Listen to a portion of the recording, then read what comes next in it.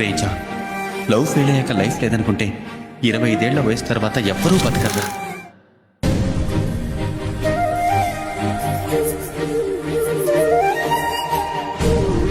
కొన్నాళ్ళు అయ్యాక ఉద్యోగం దొరకగానే అమ్మతో నేనే చెప్తాను. అంతవరకు ఈ విషయం సారథికి మొత్తం తెలియకూడదు.